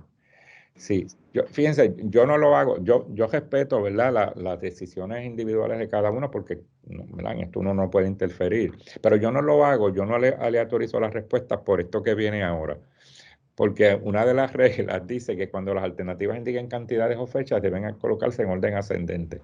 Así que si aleatorizo todo, pues puede ser que entonces esa pregunta en particular no quede en orden, ¿verdad?, ascendente, sino que aleatorizar las cantidades, ¿verdad?, estén en manera, ¿verdad?, colocadas de manera diferente ahí. Pero sí se podría entonces utilizar que para ese específicamente que aparecen cantidades, pues no se haga.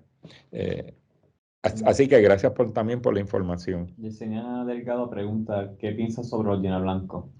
Los llenablancos tienen su espacio, generalmente son memoria, o sea, lo que miden es memoria. Tienen su espacio, yo no voy a hablar, yo creo que mucho de llenablancos, pero los llenablancos se usan para nombres, fechas, eventos, no, ¿verdad? Lo que miden es, básicamente miden memoria. Los ítems de opciones múltiples pueden llegar a medir análisis, así que el problema con el ítem de Diana Blanco es que mide memoria nada más. Porque aún el ítem de asociaciones, que sería el de pareo, pues el estudiante tiene, ¿verdad?, que tener un nivel cognitivo por lo menos de comprender, asociar, cuál es el nivel de asociación que se está pidiendo y lleva al estudiante a niveles más complejos. Igual que el de cierto o falso, los sistemas de cierto o falso generalmente son de memoria, ¿verdad? Otra cosa es que al tener la posición de la opción correcta, no cree una regla que los estudiantes puedan descubrir. Vamos a ver uno de memoria aquí en términos para que ustedes vayan viendo las diferencias y miren cómo, según vamos a llegar de memoria, después comprensión, después aplicación y análisis, y vamos a estar viendo que mientras más alto es el nivel cognitivo, más información debe tener el ítem para poder llevar al estudiante a ese nivel cognitivo. Este es un ejemplo de memoria porque usted dice, bueno, la ética describe mejor al ser humano, describe al ser humano principalmente en términos de su desarrollo, pues ahí lo que hacer es una asociación, ¿verdad?, entre ética, usualmente es ética y moral. O sea, tan pronto usted llega a moral, prácticamente ahí queda, ¿verdad? Y dice, bueno, pues ética con moral. Y es memoria, o sea, es una asociación entre dos palabras, ética, moral, ¿verdad? No toma mucho tiempo, el estudiante lo contesta de manera rápida porque conectó las dos palabras. En el próximo, que es de comprensión, ya ahí hay que leer más, hay que pensar sobre el entendimiento de lo que le están preguntando, ¿verdad? Según el educador brasileño Pablo Freire, la educación bancaria, bueno, pues tenemos que ver el contexto, ¿verdad?, de Pablo Freire, y dice, es un tipo de educación integrada, fomenta el aprendizaje cooperativo, contribuye al desarrollo del pensamiento crítico, contribuye a la liberación del educador, es una pedagogía de carácter autoritario. Bueno, cuando leemos a Freire, sabemos que Freire tiene una visión liberadora de la educación para liberar al ser humano. Así que, y fíjense que la respuesta se dejó para lo último ahí, para que obligar al estudiante a leer. Es una pedagogía de carácter autoritario. La idea aquí es que el estudiante lea, ¿ok? La educación bancaria es esa educación donde hay un ente, ¿verdad? Que es el que sabe, la autoridad tiene el conocimiento, cree que tiene el conocimiento y él ¿verdad? Se lo va a llevar al estudiante. Es una visión autoritaria de la educación. Si usted este ítem lo coloca aleatoriamente y es una pedagogía de carácter autoritario, aparece al inicio, pues puede ser que el estudiante inmediatamente lo identifique y no lea, pero cuando usted lo tiene de esta manera, porque fíjense que fue estratégicamente colocado para lo último, para que el estudiante piense. Así que muchas veces el uno aleatorizar las respuestas puede ser contraproducente para lo que se quiere lograr, porque el ítem tiene una intencionalidad de que haya comprensión, ¿verdad? No, ¿verdad? Usted puede aleatorizarlo, pero puede ser que la dinámica cognitiva cambie en el estudiante.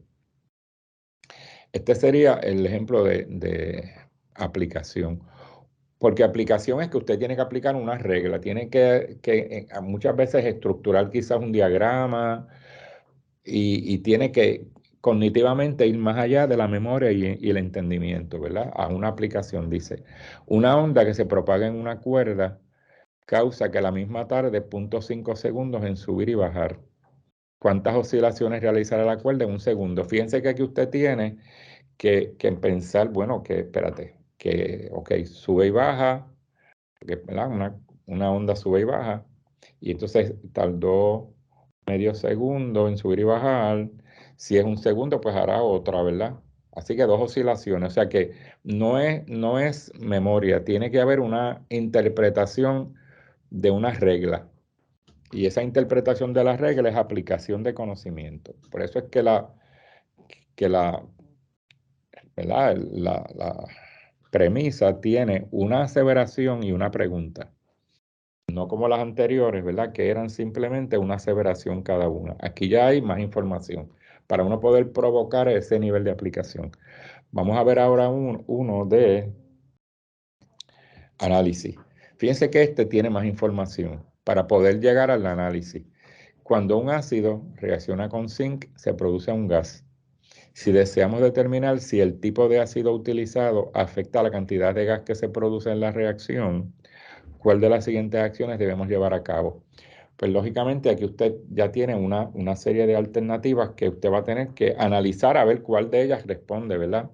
A lo que usted quiere, que es determinar si es el tipo de ácido el que afecta a la cantidad de gas. Pues usted dice, bueno, variar la cantidad de zinc en la reacción durante el experimento. Varió la cantidad de zinc, que voy a tener diferentes cantidades de zinc, porque es que me dicen si es el tipo de ácido, ¿verdad? Usar un solo tipo de ácido y variar la cantidad del ácido. Bueno, si uso un solo tipo de ácido, no voy a hacer si es el tipo de ácido, ¿verdad? Usar distintos tipos de ácido y la misma cantidad. O variar la cantidad y el tipo de ácido en la reacción. Bueno, si hago 2 cambios en 2 variables, no voy a poder determinar cuál es, ¿verdad? Así que lógicamente, para yo determinar si es el tipo de ácido, voy a utilizar distintos tipos de ácido, pero tengo que controlar por la cantidad para poder decir si efectivamente es el tipo de ácido. Y entonces pues sería la CB. Así que la premisa está estructurada de una manera que provoque ese nivel cognitivo de análisis. Y eso hay que planificarlo, eso hay que verlo, ¿verdad? Y usted tiene que pensar cómo el estudiante va a reaccionar. Y por eso es que podría llevar al estudiante a análisis. Lo más que puede llevar un ítem de opciones múltiples es análisis. No puede pasar de ahí en la taxonomía de Bloom. No puede llevarlo a emitir juicio porque juicio es ¿verdad? Valorativo, tiene que tener argumentación. Y el de síntesis, pues síntesis es creación. Así que no hay manera, ¿verdad?, de que un ítem de opciones múltiples se pueda crear. ¿Okay? Algunas consideraciones específicas es que redacte cada ejercicio sobre un contenido específico y un nivel de pensamiento. Mantenga el contenido de los ejercicios en forma independiente el uno del otro, no ate nunca un ejercicio a otro.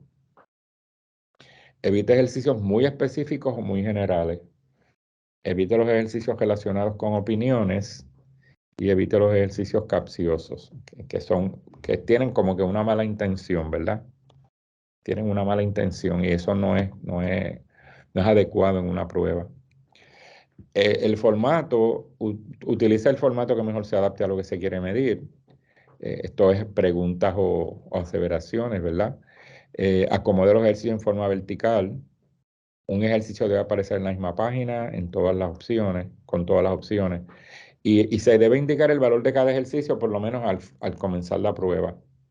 Cada ejercicio no lo debe tener, ¿verdad? Pero debe indicar la totalidad de la prueba porque el estudiante así, y más si usted tiene una prueba que tiene diferentes tipos de ejercicios, pues usted debe indicar, ¿verdad?, cuál es la proporción de puntos que tiene cada parte, para que así el estudiante esté claro, ¿verdad?, el tiempo que le va a dedicar. A manera de sugerencia, se espera que un ítem o ejercicio de opciones múltiples en promedio se pueda contestar entre 30 segundos a 45. Entre 30 a 45. Ese debe ser el tiempo adecuado de contestación. 30 segundos a 45 segundos. Es lo que dice la literatura. La redacción de la premisa, asegúrese de que las instrucciones del enunciado o premisa estén claras. Incluya la idea central en esa premisa en lugar de las opciones. No incluya más información de la necesaria y redacte con sencillez y corrección, porque en una prueba el estudiante no necesitaría usar un diccionario para entender una premisa, ¿verdad? Debe ser un vocabulario claro, el mismo que se utiliza en la sala de clase, el mismo de la disciplina. No incluya palabras, ¿verdad?, que no ha usado nunca. Porque si usted tiene un estudiante, por ejemplo, de un país que no es Puerto Rico, o tiene un estudiante que no domina bien el español, puede causar problemas de interferencia lingüística. Y esa no es la idea. La redacción de las opciones, usa la cantidad apropiada, debe ser hasta 5, no debe haber más de 5 opciones en opciones múltiples. Si usted mientras más opciones tenga, recuerde que está aumentando la dificultad. Si las opciones están bien redactadas, y claro, está reduciendo la probabilidad de adivinar, pero puede hacer el ítem muy complejo. No debe, y si usted usa 5 opciones, debe ser en todos los ejercicios, no en unos 4 y en otros 5. Si usa 4, pues 4 en todo, porque si no, las estadísticas y la psicometría cambia, se afecta, ¿ok? Afecta bastante el hecho de que usted tenga en ese examen los análisis, ¿verdad? Con unos 4 y otros 5 en las opciones múltiples. Varíe la posición de la clave, acomode las opciones en orden numérico lógico. Esto se altera cuando usted aleatoriza la respuesta. Mantenga las opciones homogéneas en contenido y más o menos la misma extensión, ¿verdad? Que trabajamos mejor la opción correcta y nos descuidamos en las otras. Y entonces, pues, el estudiante se da cuenta de que la que luce mejor, la que se lee mejor, es la correcta. Escriba las opciones en forma positiva, evite los negativos, si los usa, los destaca. Evite usar ninguna de las anteriores o todas las anteriores. Redacte distractores plausibles que sean del contenido. Aquí puede utilizar los errores de los estudiantes para redactar esos distractores, los errores conceptuales que ellos tienen. Evite usar términos demasiado inclusivos, tales como nunca, siempre, único, entre otros. El de correspondencia, yo voy a entrar en esto rápidamente. Este sería las pruebas de pareo, ¿verdad? Aquí consta de 2 columnas. La columna de la izquierda tiene las premisas, el estímulo mayor, y la de la derecha debe tener la respuesta. Esto es importante que lo conozcan porque hay personas que escriben la respuesta en la izquierda y la premisa larga a la derecha y nosotros leemos de izquierda a derecha. Así que nos detenemos leemos rápido la respuesta y después tenemos que leer todas las premisas, ¿verdad? En la mano derecha, así que no, en la parte derecha, así que no lo hagan. Este tipo de ejercicio se usa para explorar conocimientos sobre datos relacionados, asociaciones entre ellos y relaciones, como por ejemplo palabras con sus definiciones, símbolos con sus nombres, fechas con eventos, personas con obras, entre otros países con sus capitales. Se usa para asociaciones y debe ser homogéneo, esa asociación homogénea. No se puede utilizar distintos temas dentro de un pareo. Tiene sus ventajas, puede ser corregido de manera rápida y objetiva, y Moodle lo hace, ¿verdad? Su preparación es más sencilla que los ejercicios de selección múltiple y permite medir una gran variedad de conocimientos. Si usted va a estar analizando, si usted mezcla el examen, que tiene varias partes diferentes, trate de que la estructura de corrección en Moodle sea separada. No corrija un examen completo, por ejemplo, que tenga opciones múltiples, pareo y cierto falso, porque como los ciertos falsos tienen una probabilidad de adivinar distinta a la probabilidad de adivinar de una opción múltiple, les va a traer problemas en el análisis estadístico. Así que mi recomendación es que los análisis estadísticos los hagan por separado. ¿Verdad? Tiene unas consideraciones de ventaja, que es que se corrige rápidamente, es sencillo y permite ¿verdad? Una variedad de conocimientos. Las desventajas es que muchas veces cuando hay insuficiente material, se vuelven menos efectivos para medir conocimiento. Entonces, se sugiere para opciones, para pareo, entre 8 y 15. Entre 8 y 15 premisas, no más de 15. No más de 15. Entre 8 y 15. Menos de 8 va a tener problemas psicométricos. Más de 15, pues lo hace muy, muy complicado, ¿verdad? ¿Ok? Para evitar que aquí, esta es la estructura que debe tener, ¿verdad? La columna A, es que está la premisa mayor, debe ser así. O sea, la extensión debe ser la mayor acá y la respuesta debe estar a la derecha. Esa debe ser la manera en que se estructure, no al revés, porque si usted pone la B acá y, ¿verdad? La premisa acá, pues el estudiante lee y entonces después tiene que leer toda y pierde tiempo. Así que se sugiere que se coloque de esa manera. ¿Okay? Recuerde, si usted va a analizar una prueba que tiene una diversidad de ítems, tiene que separarlos en los análisis, porque si lo hace todo en Moodle de una sola vez, va a tener problemas con las interpretaciones. Lo de respuesta breve, pues esta es, ¿verdad? Que usted contesta con una palabra y respuesta breve puede ser, ¿verdad? Digamos, una pregunta. ¿Cuántos lados tiene un rectángulo? O instrucciones breves. Mencione 3 ejemplos de cuadriláteros, ¿verdad? O sea, eso depende de la estructura que usted, ¿verdad? quiera hacer, pero eso es respuesta breve. Al estudiante va a proveer la respuesta. En Moodle se puede crear el examen en Moodle, pero el estudiante tiene que responder la misma, o sea, tiene que dar la misma respuesta y tiene que tener cuidado cómo el estudiante escribe la respuesta. Porque si el estudiante escribe la respuesta, por ejemplo, en mayúscula y usted la escribió en minúscula, tiene que ver todas las posibles opciones de respuesta.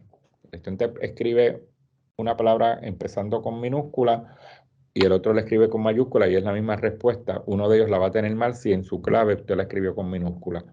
Así que tenga mucho cuidado cuando redacte preguntas de este tipo en Moodle, porque tiene que considerar varias opciones. ¿Ok? Y para eso el doctor Joel Donato tiene un taller y él lo explica. Las ventajas es que pues, los estudiantes están familiarizados con este tipo de preguntas, ¿verdad? Son muchas veces, así es que se da clase a veces, son fáciles de redactar y responder y se elimina la posibilidad de adivinar. Esas son algunas de las ventajas que tiene el ejercicio de respuesta breve. Desventaja, demora más, ¿verdad? Si lo vamos a corregir manualmente. Y la corrección es más subjetiva, sobre todo si la pregunta no está claramente expuesta, ¿verdad? Por ejemplo, aquí tenemos un ejemplo, ¿verdad? Muchas veces se debe requerir una respuesta clara del estudiante y especificar la cantidad de respuestas requeridas. Por ejemplo, esta pregunta, ¿dónde queda el yunque? ¿Verdad? Es muy amplia. Uno puede decir en la Tierra, en el planeta Tierra, por ejemplo, ¿verdad? Claro, esa es una pregunta para Puerto Rico porque Podría ser que en otro contexto nadie sepa lo que es un yunque, ¿verdad? Piensen que un yunque es donde se forja el metal, ¿no? Y no contextualiza. Así que podríamos mejorarla si uno dice en qué municipio está ubicado, pero uno podría decir, bueno, pero es que está ubicado en un solo municipio o cubre más de un municipio, ¿verdad?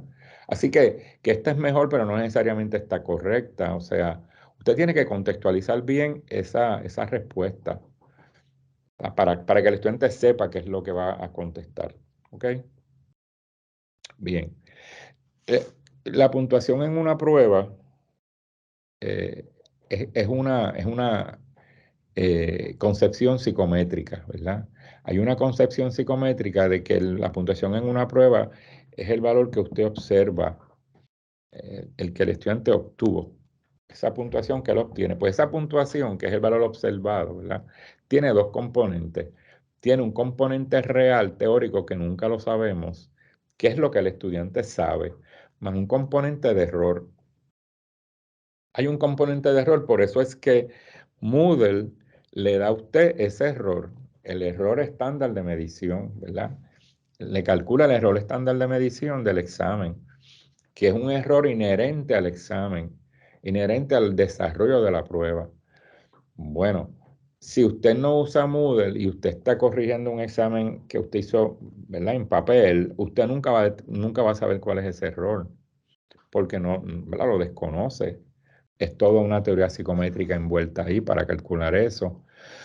Ese componente de error puede ser del estudiante, inherente del estudiante, que se ponga nervioso, que haya tenido una crisis, que esté enfermo, que cualquier razón, que hace mucho calor en el salón o que hace mucho frío, lo que sea.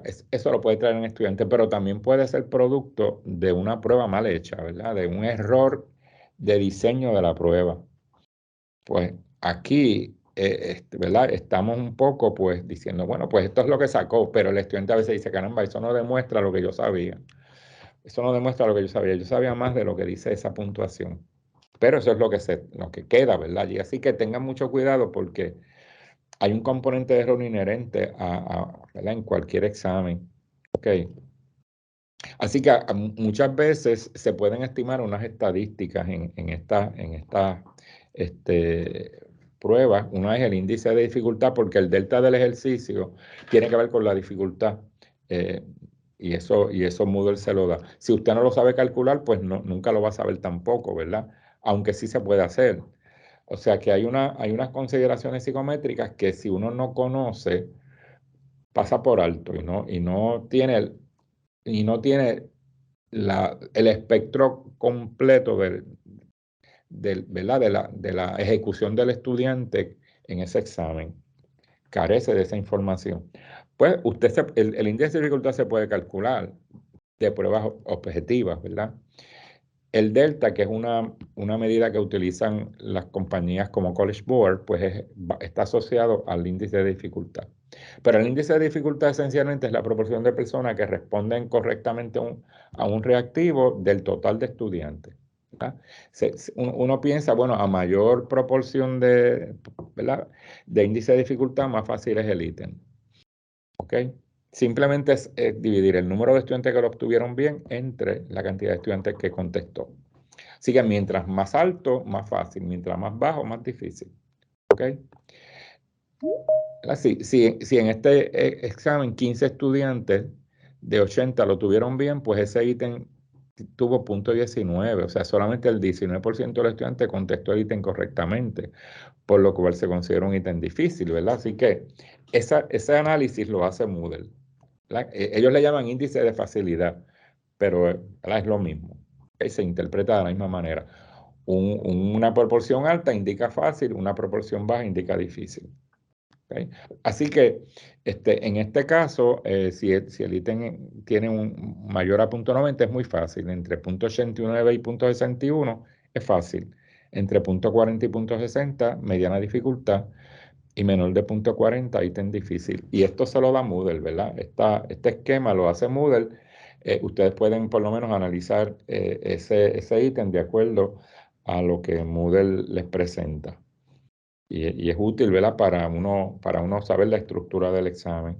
El delta que utilizan las compañías que hacen pruebas como College Board, los delta van de 19 a 6. 6 es un ítem muy fácil, el 95% lo puede sacar bien, y 19 es un delta muy difícil porque solamente el 5% lo podía sacar bien. Así que es una correlación, ¿verdad?, entre las escalas que utilizan las corporaciones que hacen pruebas y ¿verdad?, los otros parámetros que dan la psicometría. Es para que, ¿verdad?, aquellos de ustedes que trabajan con compañías que desarrollan pruebas, pues así es que ellos interpretan la dificultad de los ítems. Con eso finalizo la presentación y, ¿verdad?, expongo ahora el espacio para que ustedes comenten, digan algo, se expresen. ¿En qué parte de Moodle, si usted puede ser tan amable, tal vez llevarnos allí? Moodle nos enseña el ítem según estaba explicando. Sí, déjenme compartir.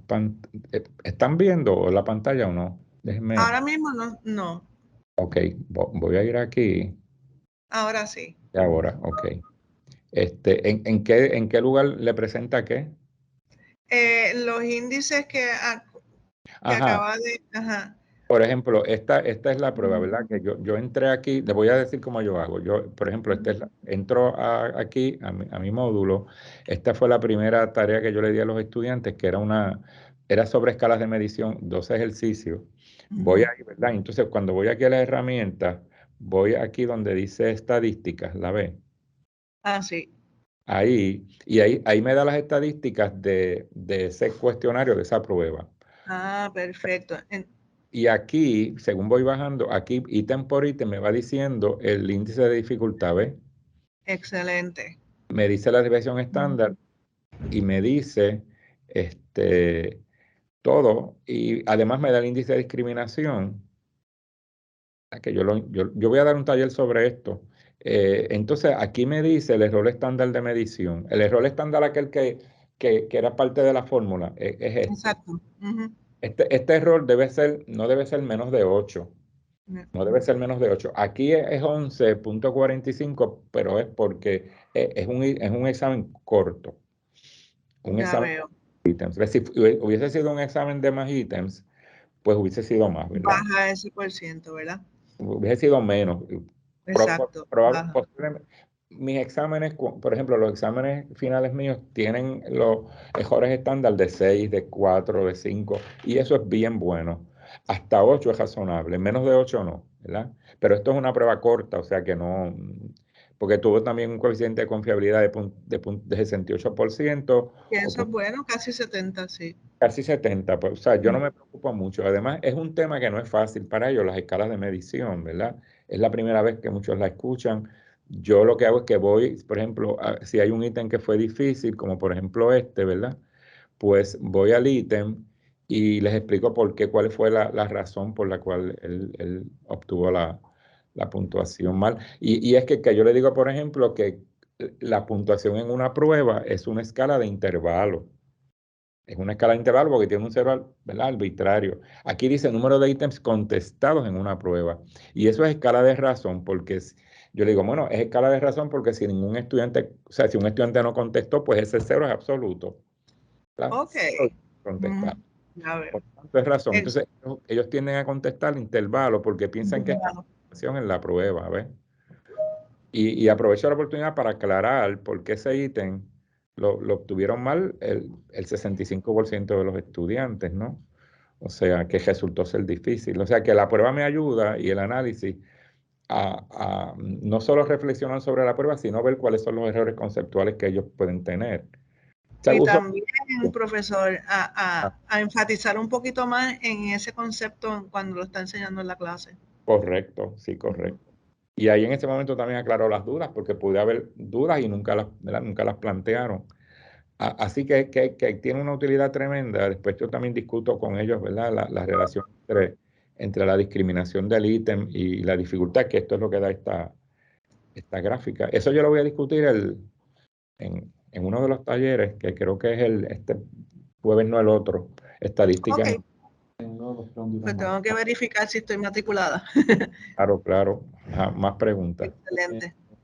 Gracias. Ahí les dejo mi correo electrónico. Entiendo que es julio.rodríguez19@upr.edu. Se pueden comunicar ahí al correo electrónico. Entonces, tengo otra pregunta de Yesenia. Dice, en términos de preguntas de discusión, ¿qué recomienda? En términos de preguntas de discusión, bueno, como el primero, ¿verdad? El taller no, el webinar no era de pregunta de discusión, pero en términos de pregunta de discusión, la pregunta debe estar bien clara, formulada con los indicadores, con los elementos que se van a considerar en la respuesta. O sea, decir, cuando usted conteste, considere tales elementos. Y esos elementos, de ser posible, deben aparecer en la rúbrica. Y usted va a corregir una pregunta utilizando una diversidad de criterios.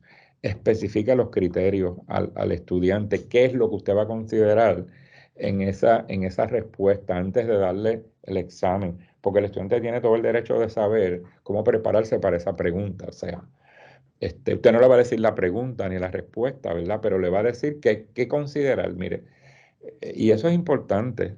O sea, si usted va a evaluar, por ejemplo, digamos, gramática, aspectos gramaticales, acentuación, pues eso debe estar explícito para que el estudiante tenga, ¿verdad?, cuidado cuando redacte, coherencia, cohesión, todo.